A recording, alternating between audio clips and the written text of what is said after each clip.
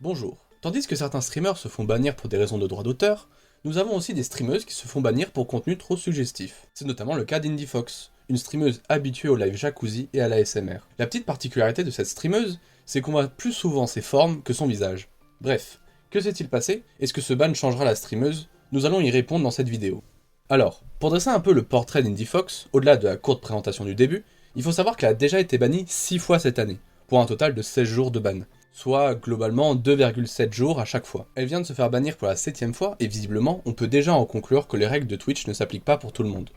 Oui, car selon le règlement de Twitch, au bout de la 3ème sanction, le compte est définitivement banni. Donc elle devrait être définitivement bannie depuis longtemps. Alors, on peut se douter que son traitement de faveur est dû à sa popularité.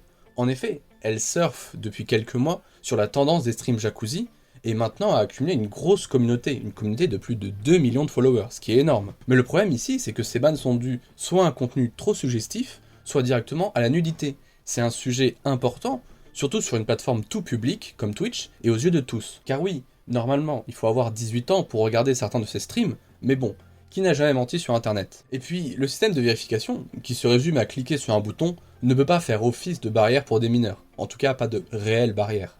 Le pire, c'est qu'on peut facilement faire un parallèle avec d'autres bannissements du genre, comme celui de Mengo, un joueur pro de Smash Bros Melee, qui a écopé de 30 jours de bannissement pour nudité, contre les 3 pauvres jours d'IndieFox. Ainsi, la position de Twitch est compliquée, car d'un côté, ils réagissent face à des contenus jugés trop explicites, d'un autre, le bannissement ressemble la plupart du temps comme un week-end de 3 jours pour la streameuse. Et surtout, lorsqu'on se bat dans la catégorie piscine, jacuzzi et plage, honnêtement, il y a du contenu suggestif de partout. Et j'irais même plus loin en disant que cette catégorie de streameuses, qui reste finalement minime par rapport aux streameuses de la plateforme, dessert totalement la place des femmes sur Twitch. En effet, certaines streameuses qui ont un contenu plus travaillé reçoivent, malheureusement, des commentaires ou des demandes déplacées, et le phénomène des streams jacuzzi doit contribuer à alimenter cette malveillance. Il est donc difficile de comprendre la gouvernance de Twitch à ce sujet.